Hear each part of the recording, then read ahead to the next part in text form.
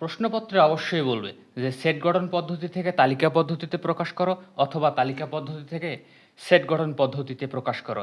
এখান থেকে একটা প্রশ্ন আসবে, এটা হলো 100% শিওর, তুমি নিশ্চিত থাকো। আজকে আমরা করব নবম দশম শ্রেণীর সেট ও ফাংশন অধ্যায় নাম্বার হচ্ছে 2.1 এবং পর্ব নাম্বার ক্লাস নাম্বার হচ্ছে 2। এখানে বলা হয়েছে, খুবই ইম্পর্টেন্ট একটা কোয়েশ্চেন নিয়ে আসছি। বলা হয়েছে যে নিচের সেটগুলোকে তালিকা পদ্ধতিতে প্রকাশ করো। আমরা জানি সেট প্রকাশের পদ্ধতি হলো দুটা, একটা হলো তালিকা পদ্ধতি আর একটা হলো সেট গঠন পদ্ধতি। সেট গঠন পদ্ধতি কাকে বলে? যে পদ্ধতিতে সেটের উপাদানগুলোকে সুনির্দিষ্টভাবে উল্লেখ করা থাকে না, কিন্তু সেটের উপাদান নির্ধারণের জন্য নির্দিষ্ট কিছু শর্ত দেওয়া থাকে, আর এই শর্ত ব্যবহার করে আমরা সেটের উপাদানগুলোকে নির্ধারণ করতে পারি। আর তালিকা পদ্ধতিতে মূলত সেটের উপাদান সুনির্দিষ্টভাবে উল্লেখ থাকে। তো এখানে বলা হয়েছে যে নিচের সেটগুলোকে তালিকা পদ্ধতিতে প্রকাশ করো। এখান থেকে একটা পাবে, 100% এটা কমন, শিওর থাকো। এখানে বলা হয়েছে x belongs to N. N হচ্ছে, আমরা জানি এন হচ্ছে স্বাভাবিক সংখ্যা। এন হচ্ছে স্বাভাবিক সংখ্যা। স্বাভাবিক সংখ্যা বলতে 1 2 3 4 5 6 7 8 9 ডট ডট ডট চলবে এভাবে। তাহলে এক্স বিলংস টু, এটাকে বলা হয় বিলংস টু। তাহলে x belongs to N. N হচ্ছে স্বাভাবিক সংখ্যা যার বর্গটা হবে এক্স স্কোয়ার, মানে এক্স এর বর্গটা বা ওই স্বাভাবিক সংখ্যার বর্গ হবে 9 এর থেকে বড়। স্বাভাবিক সংখ্যাটার বর্গ হবে 9 এর থেকে বড় এবং এক্স কিউব মানে ঘনমূল হবে 130-এর থেকে ছোট। তাহলে শর্তে বলা হয়েছে যে এন হচ্ছে একটা স্বাভাবিক সংখ্যা, এই স্বাভাবিক সংখ্যাটার বর্গ হবে 9-এর থেকে বড় এবং ঘন হবে 130-এর থেকে ছোট। তাহলে আমরা সমাধানে যাই।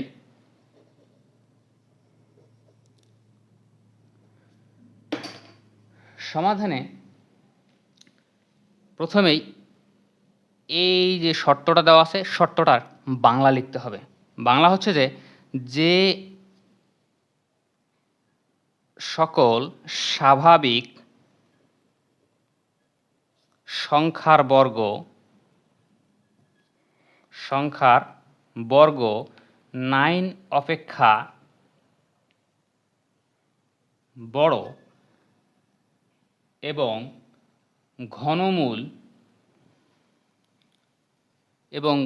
ঘন 130 এর ছোট, তাদের সেট নির্ধারণ করতে হবে। এখন এখানে দেওয়া আছে এন হচ্ছে স্বাভাবিক সংখ্যা। তাহলে স্বাভাবিক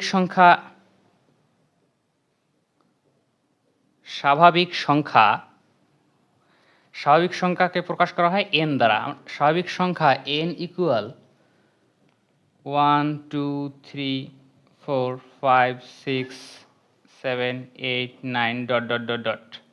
এটা একটা সেটকে উভয় পাশে দ্বিতীয় বন্ধনী দ্বারা আবদ্ধ করতে হয় এবং সেটের প্রত্যেকটা উপাদানকে কমা ব্যবহার করে আলাদা করতে হয়।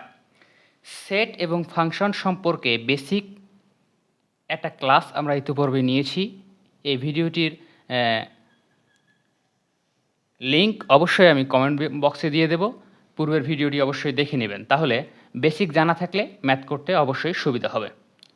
সো এখন আমরা ধরি যদি এক্স ইকুয়াল যদি 1 হয়, এই 1 নিয়ে আসলাম। এক্স ইকুয়াল যদি 1 হয় তাহলে এক্স স্কোয়ার ইকুয়াল হবে 1, এর উপর স্কোয়ার ইকুয়াল হবে 1, যা 9-এর থেকে ছোট। এখানে আমাদের শর্তে বলছে যে 9-এর থেকে বড় হতে হবে এক্স এর মান। এখানে এক্স এর মান 9-এর থেকে ছোট, অর্থাৎ 9-এর থেকে ছোট 1, তাহলে এটা কিন্তু হবে না। এবং এক্স কিউব ইকুয়াল 1 কিউব, এর মান হচ্ছে 1, যা কিন্তু 130-এর ছোট। 130-এর ছোট এই শর্তটা মানলেও এখানে কিন্তু শর্ত মানেনি, যার কারণে এন এর মান এখানে এক্স এর মান 1 হবে না। এখন এক্স ইকুয়াল যদি 2 হয়, এক্স ইকুয়াল 2 হলে এক্সের উপর স্কোয়ার ইকুয়াল 2 এর উপর স্কোয়ার ইকুয়াল হচ্ছে 4, যা 9 এর থেকে ছোট, এটাও কিন্তু শর্ত মানতেছে না। এবং এক্স কিউব ইকুয়াল 2 এর উপর কিউব দিলে, 2 এর উপর কিউব দিলে কী হবে, 2 গুণন 2 গুণন 2, মানে এখানে 3টা 2 রয়েছে, মান হবে 2 দুগুণ 4, 4 দুগুণ 8 ইকুয়াল 8, 8, 130 130-এর থেকে ছোট কিন্তু 8, এই শর্তটা মানতেছে, কিন্তু এখানে শর্ত মানতেছে না, যার কারণে এক্সের এই মানটা 2, এটাও হবে না। এখন এক্স ইকুয়াল যদি 3 হলে, এক্স ইকুয়াল 3 হলে এক্স স্কোয়ার ইকুয়াল 3-র উপরে স্কোয়ার ইকুয়াল 9, যা সমান সমান হচ্ছে 9-এর সমান। এখানে বলছে 9-এর থেকে বড় কিন্তু 9-এর সমান, যার কারণে এই মানটাও হবে না। এবং এক্সের উপর কিউব অর্থাৎ 3-এর উপর কিউব মানে হচ্ছে 27, 3 লং 27, যা 130-এর থেকে ছোট, এটা শর্ত মানে, এখানে শর্ত মানে, কিন্তু এখানে শর্ত মানে না। বলা হয়েছে 9-এর থেকে এক্সের বর্গ 9-এর থেকে বড় হবে, কিন্তু এখানে 9-এর সমান, যার কারণে এক্সের এই মান 3ও হবে না।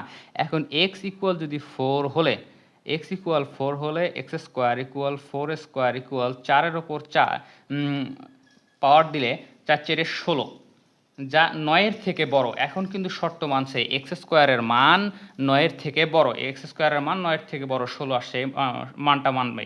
এবং এক্স কিউব ইকুয়াল হচ্ছে যে 4-এর ওপর কিউব দিলে 64, 130-এর থেকে ছোট। তাহলে যেহেতু এখানে বলছে যে এক্স স্কোয়ারের বর্গ 9-এর থেকে বড় এবং এক্স কিউবের ঘন 130-এর থেকে ছোট, এই শর্তটা কিন্তু মানে এক্স স্কোয়ারের বর্গ অর্থাৎ 4-এর বর্গ 9-এর থেকে বড় এবং 4-এর ঘন হচ্ছে 64, 130-এর থেকে ছোট। অতএব এই এক্সের মানটা কিন্তু গ্রহণযোগ্য, গ্রান্টেড। আবারও এখন দেখি আর কতটা পর্যন্ত নেওয়া যায়। এখন এক্সের মান যদি 5 হলে, এক্সের মান 5 হলে এক্স স্কোয়ার ইকুয়াল 5-এর উপরে স্কোয়ার ইকুয়াল 25, যা 9-এর থেকে বড়, অতএব এই মানটাও কিন্তু গ্রান্টেড। এবং X cube equal 5 cube equal 5-এর উপর কিউব দিলে 125, 125 কীভাবে হলো, 5-এর উপরে কিউব মানে 3টা 5 রয়েছে, 5 গুণন 5 গুণন 5, 5 5 25, 5 25 125, 125, যা 130-এর থেকে ছোট। তার মানে এই এক্সের এই মানটাও কিন্তু গ্রান্টেড, অর্থাৎ এক্সের বর্গ 9-এর থেকে বড় এবং এক্সের ঘন 130-এর থেকে ছোট হতে হবে, 130-এর থেকে ছোট 125, তার মানে এই মানটাও নেওয়া যাবে। এখন এক্স ইকুয়াল যদি 6 হলে, এক্স ইকুয়াল 6 হলে এক্স স্কোয়ার ইকুয়াল 6-এর উপরে স্কোয়ার, 6-এর উপরে স্কোয়ার করলে মানটা হবে 36, যা 9-এর থেকে বড়। এবং এক্সের উপর যদি আমরা কিউব করি তাহলে 6-এর উপর কিউব করলে মান দাঁড়াবে 216, যা কিন্তু 130-এর থেকে বড়। এখানে শর্ত প্রথম দিকে দেখলাম যে এই 3টা শর্ত মানলো না, কিন্তু এদিকে শর্ত মানলো। এখানে দেখা যাচ্ছে যে শেষের দিকে শর্ত মানতেছে না, অর্থাৎ 6-এর ঘনমূল 130-এর থেকে বড়, মানে 216 130-এর থেকে বড়, যার কারণে এই মানটাও কিন্তু গ্রান্টেড আসবে না। তাহলে আমরা এন হচ্ছে স্বাভাবিক সংখ্যা 1 থেকে ডট ডট পর্যন্ত 1 থেকে শুরু করলাম, কিন্তু এখানে দেখলাম যে শুধুমাত্র এক্সের মান যদি 4 এবং এক্সের মান 5, এই দুটি সংখ্যা শুধুমাত্র শর্ত মানে। তাহলে শর্ত অনুসারে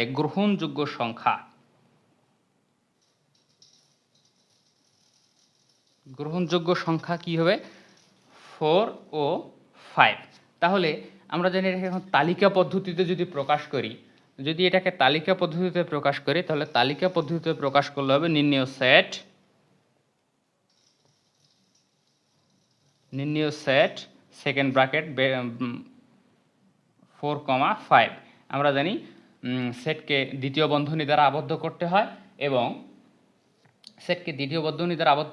সেটের একাধিক উপাদান থাকলে কমা ব্যবহার করে আলাদা করতে হয়। এটা হচ্ছে অ্যান্সার।